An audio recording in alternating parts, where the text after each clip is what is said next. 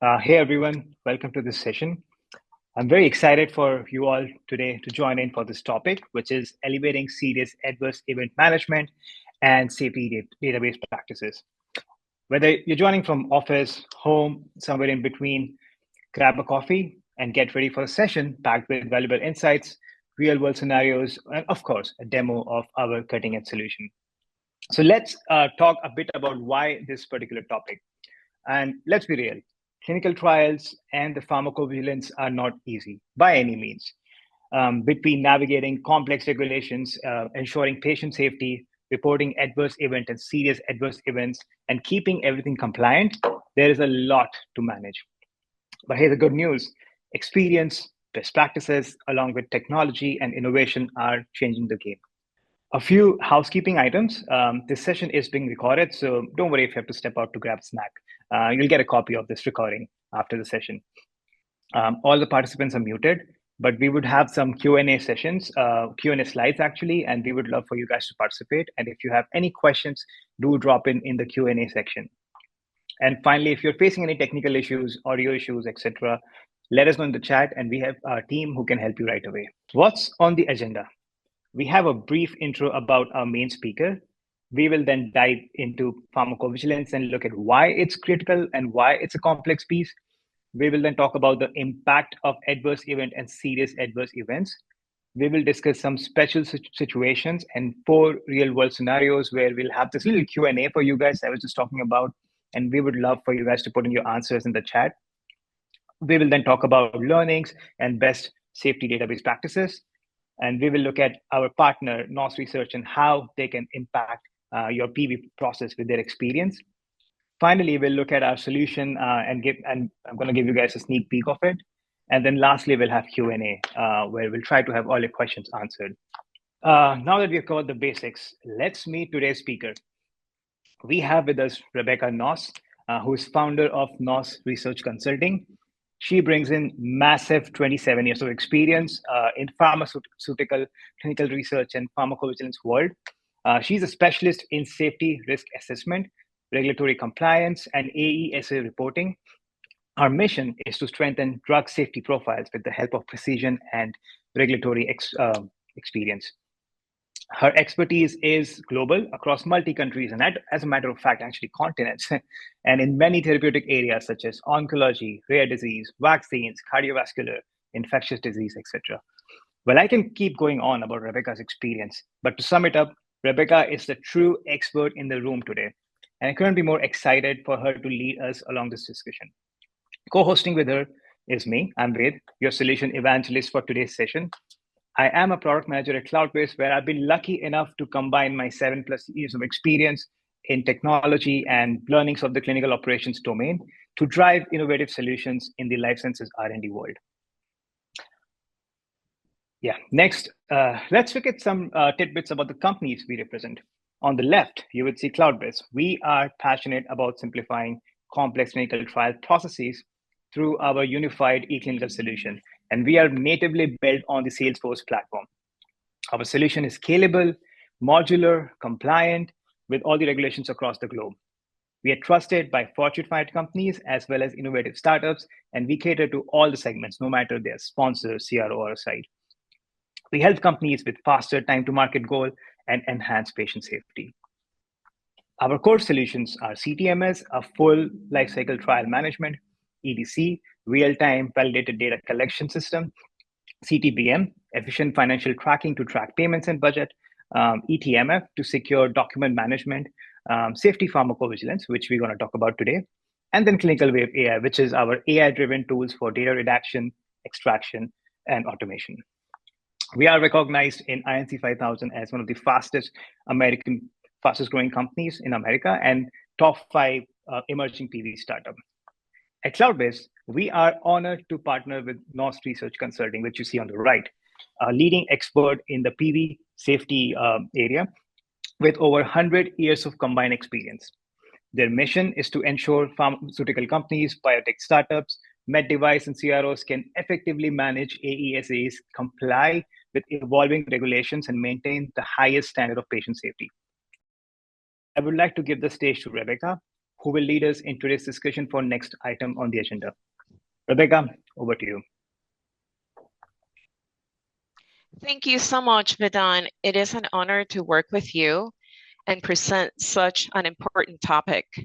So what is pharmacovigilance? Pharmacovigilance is the science and activities relating to the detection, assessment, understanding, and prevention of adverse effects or any other medicines and vaccines related problems.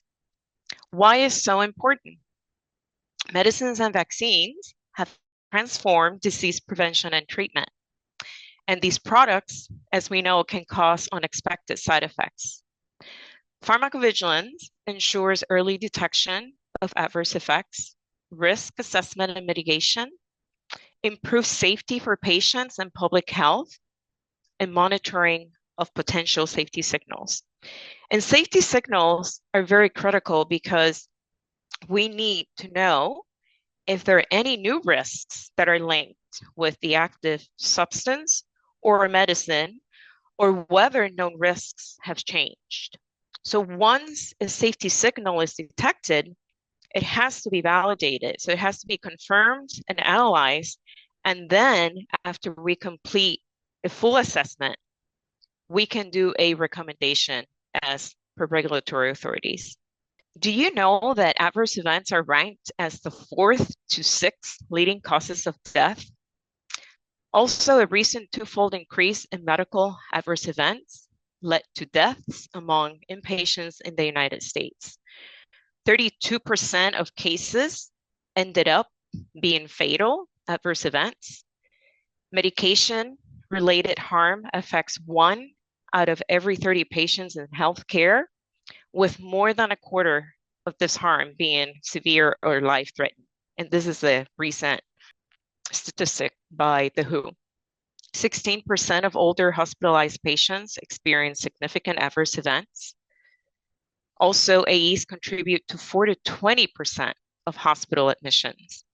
And as we know, adverse events increase healthcare costs, and most adverse events go undetected by incident reporting systems. Have you heard of special situations? These are also adverse events. So let's look at a couple examples here. First, we have drug exposure during pregnancy. A patient taking an oral contraceptive becomes pregnant, and the association to the AE here is the possible lack of efficacy. Another one is drug exposure during breastfeeding. A baby shows developmental issues due to the mother's medication, and so the drug-related harm transferred through the breast milk. Another example is used in pediatrics and elderly patients. A child experiences severe side effects that were not observed in adults. So there are different responses in vulnerable populations. Drug interactions is another one. A patient is taking drug X and then takes another drug, and then an unexpected toxicity happens. So there is altered efficacy or toxicity due to the drug interaction. Drug misuse is another one. A patient takes a drug inappropriately, for example, taking the wrong dosage schedule. So there is an unintended harmful effect due to improper use of this drug. Off-label use, a drug is prescribed for an unapproved indication, and it leads to unexpected side effects. So the risk of unforeseen side effects. Drug abuse, for example, a patient taking opioids to get high. This is an addiction, an overdose, or a harmful psychological, physical effect. Drug overdose, a patient takes 3 times the recommended dose of painkillers and causes severe toxicity or organ damage. Occupational exposure is another special situation example. A healthcare worker experiences frostbite from spilled liquid oxygen, and so there is harm due to the professional exposure. Medication error is also another one. A drug is prescribed for a patient, but then patient B gets that drug. It can cause an allergic reaction or incorrect treatment outcome. Unintended beneficial effects. A patient takes an oral contraceptive to improve acne. It is positive, but the unexpected effect is unrelated to the primary indication. And also transmission of infectious agents. A patient is using a contaminated gel and it causes infection. So this is an issue in manufacturing. So why is pharmacovigilance such a complex process? Well, first we have a lot of underreporting adverse events. I've encountered this issue frequently during pharmacovigilance audits. And because of this, I am leading a manuscript with my team at the International Society of Pharmacovigilance addressing this issue. We also have multiple local, global regulations. We have a large volume of adverse event reports, multiple language barriers, and I've encountered this issue in Lithuania and Japan a few years ago. Unqualified pharmacovigilance professionals, old and multiple computer systems that don't talk to each other, and also lack of pharmacovigilance knowledge and training. So now I am going to share real cases that I've encountered throughout my pharmacovigilance career. And I was able to educate my clients and partner with them to resolve deficiencies. So now I would like to ask each of you to enter in the chat the answers. So a valid AE form includes the patient, the event or special situation, the drug, and the reporter. I would like for you to look at this list and enter in the chat what is missing. Look at each category carefully and then please enter what is missing from the list. Okay, I see date and time of the event, the outcome, I see drug causality. Okay, I see a couple of good answers. So let's look at the patient first. So that's good. We have the gender, patient initials, but the age is missing. Under the event, special situation, good. We have the details. We have other safety information at the time to onset, but we don't have the end date. So the end date should be provided. Under drug, we have the brand name. That's good. We have dose, we have start and end dates, but we don't have the batch number. And the batch number is critical because we have to track the drug. If there is an issue, we have to be able to investigate. So having the correct batch number is going to help us in resolving the issue.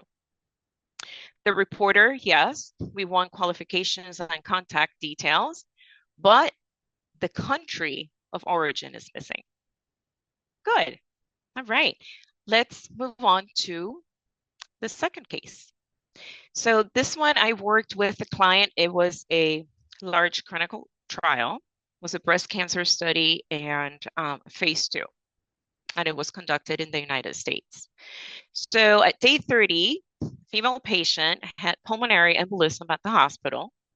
The report was reported as the SUSAR day 7. It was related to the study drug, which that report was correct. Medical history was provided, but the same patient had another event. It had a myocardial infarction, and it was severe, related to study drug. The physician documented it as life-threatening, but the report was reported as a 15-day SUSAR. So please enter in the chat if that is correct. Should have been a day 7, or should the MI should have been a 15-day report? It should have been day 7 because it was life-threatening, so it met criteria. And also the physician documented it as such. Good job. This was an Alzheimer's study, global study, phase 3, and it was a mid-size pharma company. So this is all the information we received. Female patient was hospitalized with severe pneumonia, was not related to study drug. patient had complications and died from respiratory arrest. This report came in to the call center through a family member, and it was missing a lot of information, not just medications, medical history, but lab results, everything, hospital discharge report. So please enter in the chat, what would be your first question in this case? The first question should be, did the family member authorize the call center to be contacted for a follow-up? Because ideally, of course, we want a complete follow-up report, but we have to ensure that the family member gave permission to the call center to be contacted for a follow-up. So if the family member said yes, wonderful, because then we can, obtain all the follow-up information, hospital discharge report, doctor's notes, the labs, the diagnostic test results, medical history, medication, everything. But if the family member said no, unfortunately, we can't. So then we have to report it the way it is. And this is a death case. So it is important to know this is a living document. So you still have to send this report to regulatory authorities the way it is. This case was an approved medication for liver cirrhosis in Germany, and it was a large pharma company. So this one, the patient called the call center and complained about lack of efficacy and change of medications taste. Medical history and the current medication list were provided by the patient. The call center data entry employee reported it as a product complaint only. And during a pharmacovigilance audit, the auditor identified that this wasn't only the product complaint, but it was also an adverse event. So this was reported to the sponsor. The A report was submitted at a later date. And also after the sponsor investigated and confirmed that these A's were associated with a specific batch record. So on this one, all the employees were retrained on SAE reporting and the basics of pharmacovigilance, and then an annual training was implemented. So every health authority in each country, they have their own forms to report AEs by, healthcare providers, the patient, family members, employees. So in this example, you can see that the healthcare provider, completed the form, but is missing a ton of information. This is a case, an Ozempic case, which we all know about, most of us know about the side effects. So this case was a kidney failure. Again, it's missing a lot of information. We have some of the labs, but, it's missing the weight, it's missing the type of the report. Under the drug information is really important because we need to know the start dates, the end date. We need to know the frequency, and here, it should be 1 milligram sub-Q. They're doing studies right now for the to administer orally, but it was approved for sub-Q. So again, it is really important, it is our job in pharmacovigilance, to make sure that these forms are completed correctly. We cannot, afford to have omissions like this because, when you have a complete form, this is, protecting the safety of the patient. And in some cases, it can be life-saving. So this is why, this is so important to ensure that, these forms are completed correctly. So what have we learned? So there are many things in PV, but the first one is having multilingual support. Just like the example that I shared, language issues in Lithuania and Japan.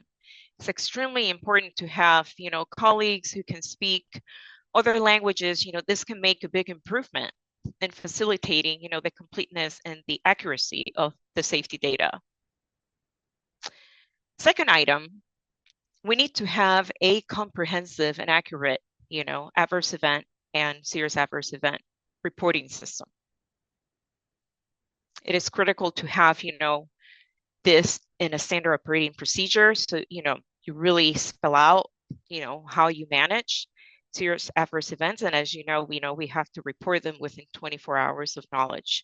So this is, really important to make sure that you have, these procedures in writing. Having ongoing pharmacovigilance training also is really important because, there are updates, there are changes with the regulations. For example, the European Medicines Agency has 16 modules, good pharmacovigilance practices, and, most people don't know what those are, but having ongoing training, really help not just the employees, but also your vendors keep up with current regulations in pharmacovigilance. Having automation for adverse event triage to streamline processes also is really important. And I've worked with Cloudbyz on Parkinson's and Alzheimer's studies, and they did an amazing job at automating, adverse events that were coming from a safety mailbox, and they were integrated into the safety database. I can honestly say that Cloudbyz is wonderful to work with. They're extremely knowledgeable. They're available, attentive, easy to reach them. You speak directly with someone who can help you resolve issues, and you get an answer. So you're working directly with someone who meets the client's needs. Again, they're awesome, and they make my job easier in PV because they totally understand pharmacovigilance and they are available 24/7. So what are the best practices to succeed in pharmacovigilance? So we definitely need to have a robust safety governance committee in place. Safety monitoring is our priority. So I want to ensure that the safety of the patients, that the patients are safe, that we're doing everything possible to prevent adverse events, right, from ongoing unrecognized. So that is extremely important. And we're also analyzing trends and also collecting, safety data. Key performance indicators are extremely important. You have to stay on top of, your vendors and make sure that they are compliant. If they're not compliant, we have to ask them, to show us an investigation, a corrective action, preventive action plan. I'm used to meeting with, when I'm helping my clients, we meet with these PV vendors at least every 2 weeks to stay on top of it. Risk minimization is extremely critical because we have to look at the medication safety profile and we have to determine how the safety risks are going to be minimized or prevented in patients. Cross-functional meetings are also important. We have to be aligned and on the same page. So, we have to communicate with your internal medical directors. We need your regulatory expert. So it's important that we're meeting frequently and that we're sharing any safety issues. Having a validated cloud-based safety database like Cloudbyz, that's really important. You definitely need to have that in place. And I know with Cloudbyz is such an awesome system and they're audited all the time. It's just, that's exactly what, you need to have in place. The safety signal team, I mentioned the safety signals earlier. We really need to have a PV expert, that's part of that board. Also having an external subject matter expert as well, because we have to communicate frequently and talk about any safety risks as well. And we need to assess the impact and see if there has to be a change on the medication label or the package insert or dosing. Serious adverse event prevention is also very critical. And we're here to monitor, safety compliance and ensure that the patients are safe. So what are the outcomes of proper pharmacovigilance processes? And of course, this can change, depending on your study. But in this case, we have faster case processing by 45%, reduction in pharmacovigilance operational costs. And also, when you have a strong relationship with your regulatory authorities, this is going to help you in having faster drug approval or device approval. So why choose NOS Research Consulting? I'm sure you can tell I'm very passionate about patient safety, and I'm here to give you a robust pharmacovigilance support service with a personal touch. I love, like I said, patient safety. I'm available to help you and your team provide the best pharmacovigilance services like I'd have with so many of my clients in the past. So please don't hesitate to reach out to me. Also, we're able to help with safety documents in French, German, Spanish, and Malaysian. And we have experience with not just the FDA, but EMA in Europe, MHRA in the UK, TGA in Australia, Health Canada, and BfArM in Germany, and also in Africa. Again, thank you so much for your attention. And thank you, Cloudbyz. All right. So guys, I wasn't lying when I said Rebecca is a true ultimate expert in the room. Rebecca, thank you so much for such a captivating presentation, first of all. Your insights and experience with those real-world scenarios are truly unmatched. Now, for the next half of the webinar, let's switch some gears and dive into the technology and innovation side of this complex world. First, we'll look at the pharmacovigilance case processing workflow, and then we will talk about some features, and then we'll head straight to the demo. So, as you see on the screen, welcome to our pharmacovigilance database case workflow overview. On the left, you would see various sources that feed into our case input stage, such as safety call center reports, spontaneous reports, EHR, patient registries, and literature search cases. These inputs go through case intake, where data is initially captured and routed. From there, we move into case processing, which our platform manages seamlessly via the PV safety system. And frankly, this is where the magic happens. Triage to categorize based on severity, data entry with automated coding, MEDRA, HUDD, queries and quality control, and case closure once all the requirements are met.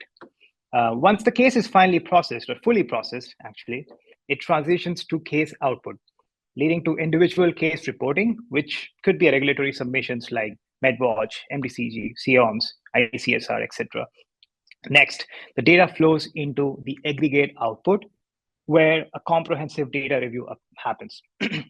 Finally, after everything, the output analysis, which is imperative, where we have periodic report compilation like PSUR, DSUR, signal detection to detect patterns and new safety signals, and benefit risk assessment and mitigation for informed decision making.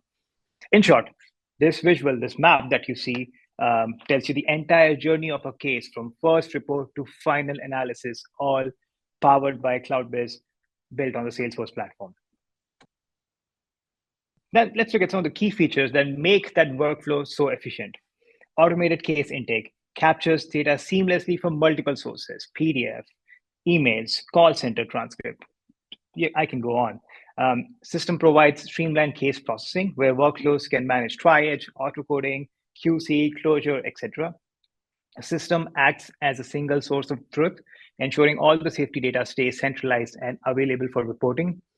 Auto matching coding features like HUDD, MEDRA coding, and dynamic auto labeling enhances accuracy and speed.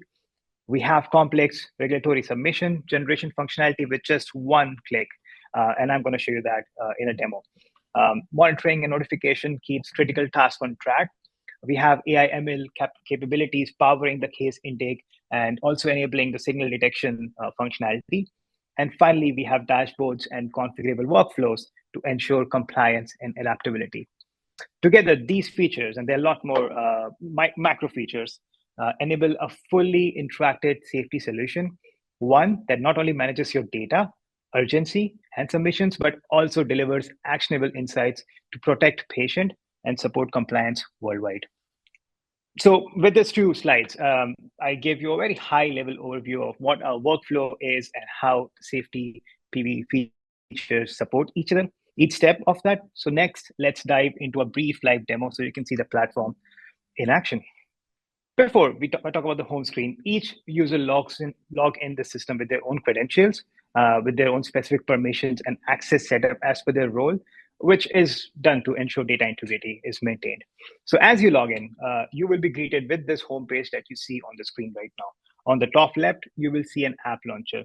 Now, this is where you can navigate to various other processes within your PV process. For example, if you're running a drug trial, we have something called drug safety right here. If you're running a device trial, we have something called device safety. If you're running a veterinary trial, for example, we have something called veterinary PV, veterinary system.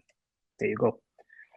And since this is our unified platform, we can switch to other systems like EDC. So by just a search of EDC, you will see Cloudbyz EDC. And when I click on that, you will enter the EDC system. So you don't have to have multiple logins for multiple systems, which is what we're trying to solve. You can move to CTMS, eTMF in the same way if you use our safety system, or if you use our unified system, actually.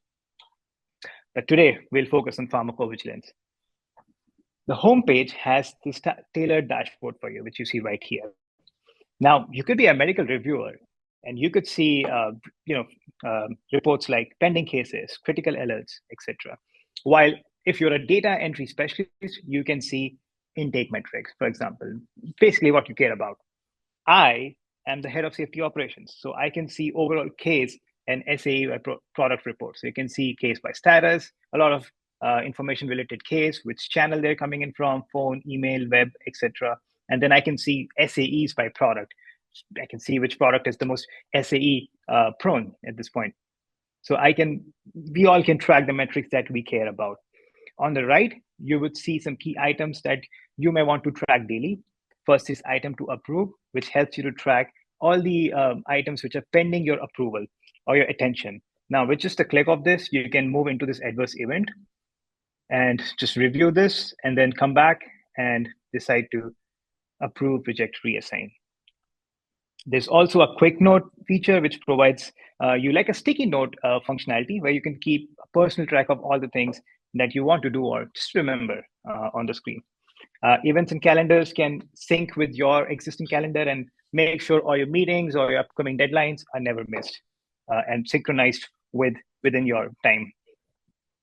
So with this tailored home page with a role-specific dashboard and other features, the goal is to eliminate clutter, make you focus on what you care about, basically boost productivity, and ensure compliance with role-specific workflows. On the top, you would see some tabs. We call them tabs, such as cases, AE, products, submissions right here, which are needed for you to succeed throughout your safety journey. Let's say you want to quickly see all the SAEs. You log in and you want to see, it's a Monday, and you want to see all the SAEs, and what's happening with them, right? So I can click on this adverse event tab, and I have a list view for SAEs. I can see all the adverse event, or as I mentioned, in this case, I just want to see the SAEs, and I can quickly see on the right what is happening with them. Well, clearly I'm not doing a great job because most of them are in the red, which means I missed my deadline. My inbox would be flooded with notifications and alert, as well as my system notifications. You can track your system notifications from right here. As you can see, there's pending approval for an adverse event. There's a serious allergic reaction, which is marked serious, as well as my email. So, I should be more attentive to these reporting timelines, but here is where you can track what's happening with your SAEs. Let's come back. Creating a case, and we're going to talk about the case creation now. Creating a case, there are multiple options. You can upload a PDF or a COMS file, and our AI engine will extract data such as patient details, events into structured fields. You see an upload file option here, and that can just reduce the manual entry by 70%, addressing the underreporting and human error. We have, and let me switch to cases. We have integrated with call center applications with some of the clients to populate case fields, or you can sync safety mailbox, as Rebecca mentioned in her case.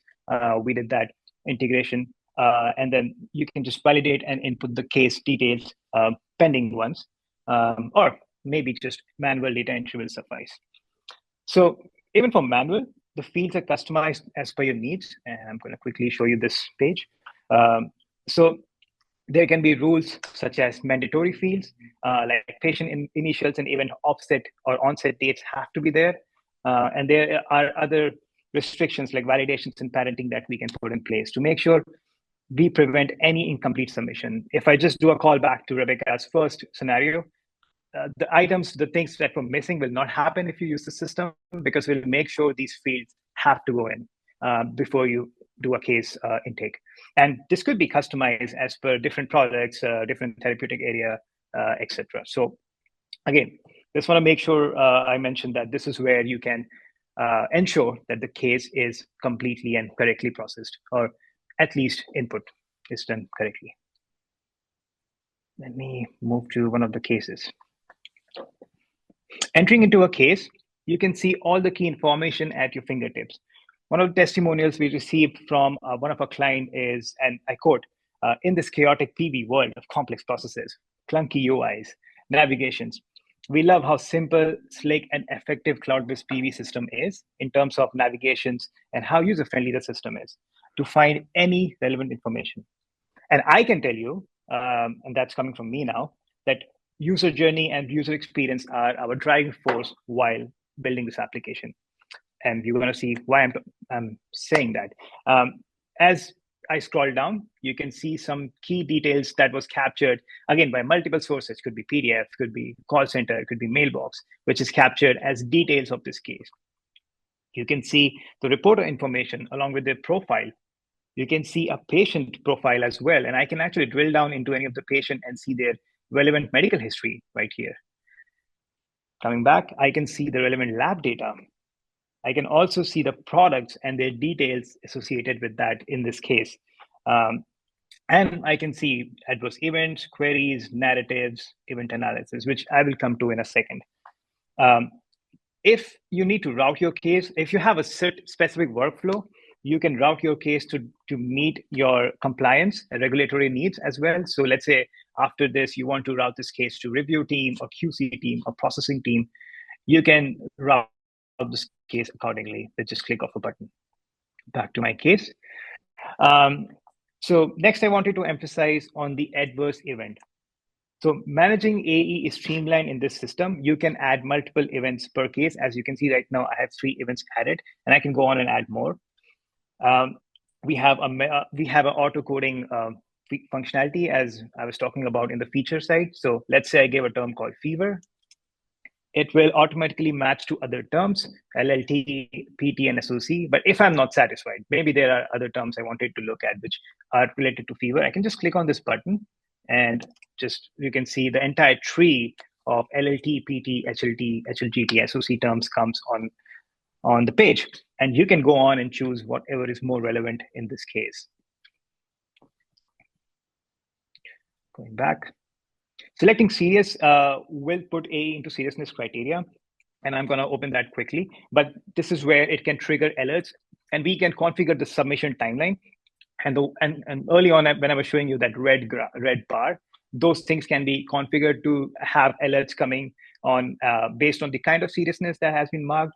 So that can eliminate the chance of any inconsistencies that Rebecca mentioned in her scenario too, of conflicting SAE timeline. So you don't have to double guess if it's 7 or 15 days. The system will make sure it alerts you based on the seriousness criteria. If it's, and let me go into one of them and show you what I mean by that. This is right now SAE reporting timeline as red. And then this is where I have marked this as serious and disabling as my criteria. Now, if it was death, for example, as Rebecca mentioned, this would send me alerts within the 7 days time frame, maybe every day, maybe every 2 days, depending on how you want the alert. And this timeline will show the red, yellow, green bar accordingly. And this is where we can take care of those kind of scenarios and make sure that never happens. Looking into adverse events now, I've just moved into an adverse event page. You can see all the details and comprehensive details about this adverse event. You can see the event coding done for this particular adverse event. We just spoke about seriousness criteria, labeling. And now I can see this adverse event related task, source document, which I will talk about also on the case side, queries for this particular adverse event specific narrative, assessment, event analysis, etc. And then on the right, you can see a report where we can embed this kind of report everywhere on your page to make sure you're not just tracking the details, you're also on top of the statuses and all the things that you want to track or see when you are using the system.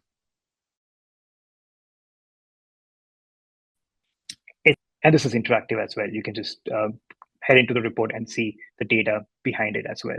And as you can see, this table tells you how many are assigned data entry, etc. Let me go back. I'm just going to come back and come back to my case page. And this is what I was talking about. The navigation is so easy that seamlessly with just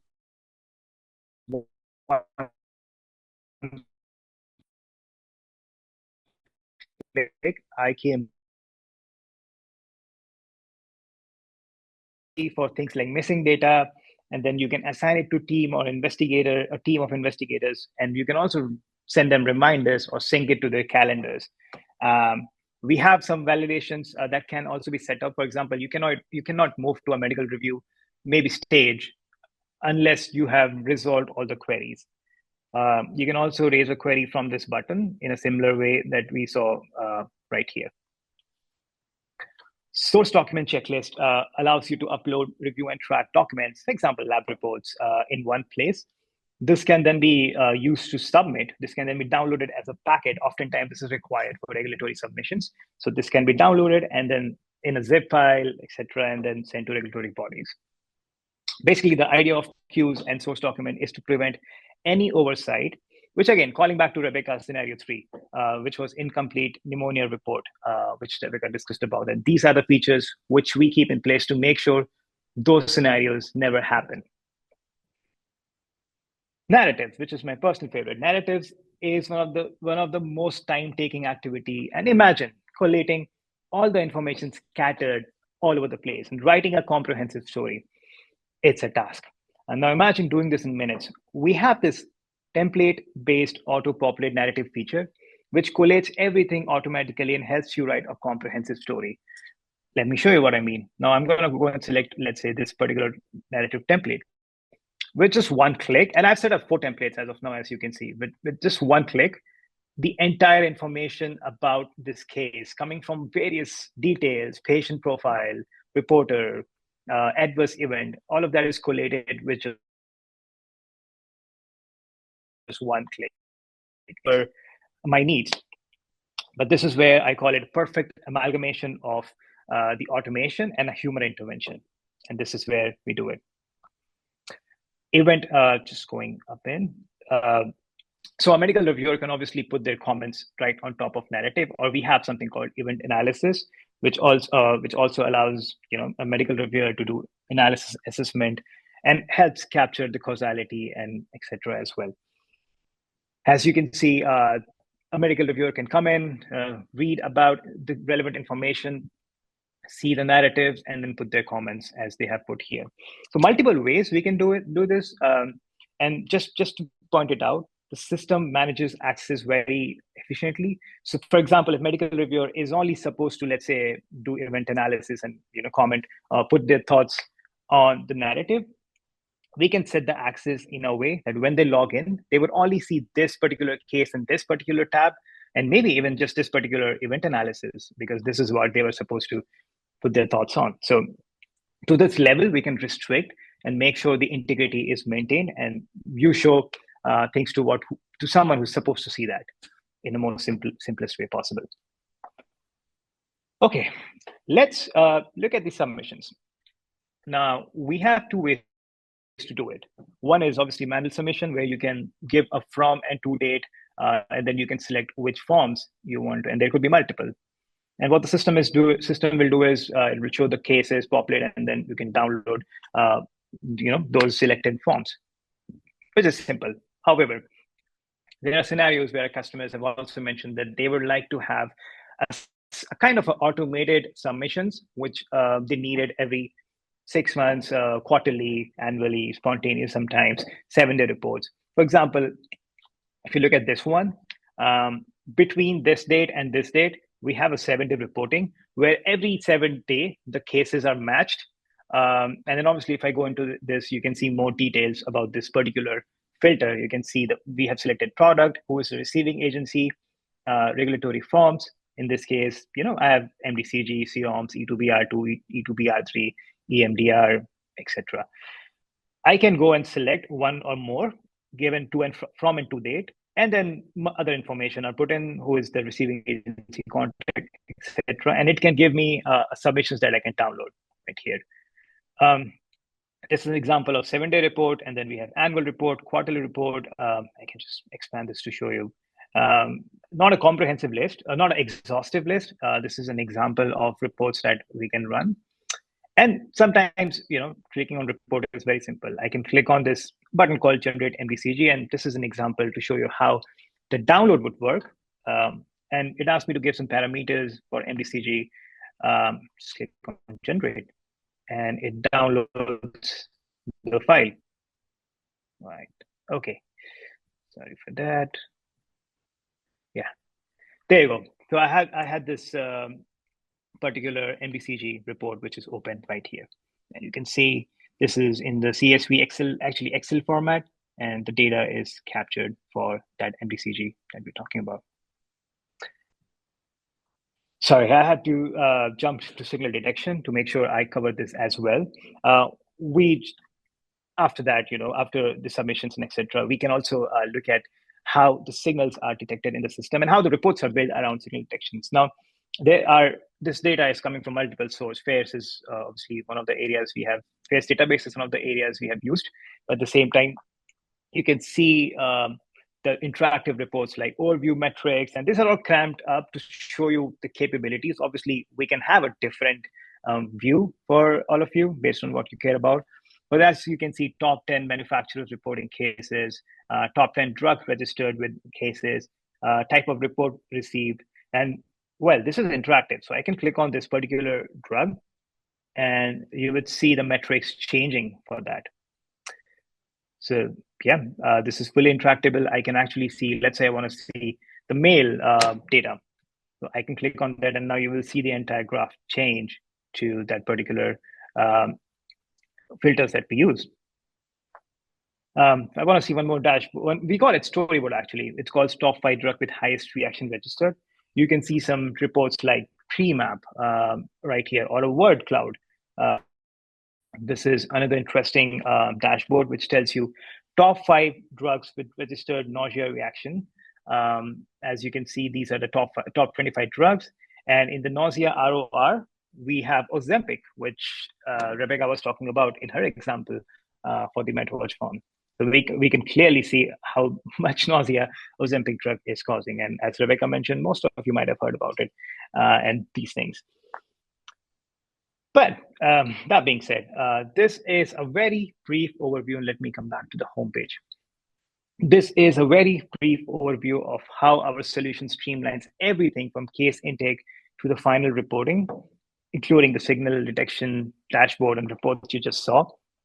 By centralizing data, automating tedious processes like coding and narrative generation, and simplifying approvals and queries, the platform helps teams stay compliant and improve overall efficiency in the pharmacovigilance world. All right. Thank you so much, everyone. Again, if you like a deeper demo or deeper dive into the systems or the content we shared, please reach out to us at info@cloudbyz.com, or personally to me, or you can reach out to Rebecca for PV services or PV questions at rnos@pvvigilance.com, and book a personalized demo or session with us as per your request. Thank you so much, everyone, for joining in. I hope everyone had something to learn today, hopefully. And yeah, wish you all an amazing rest of the week. Thank you so much. Thank you.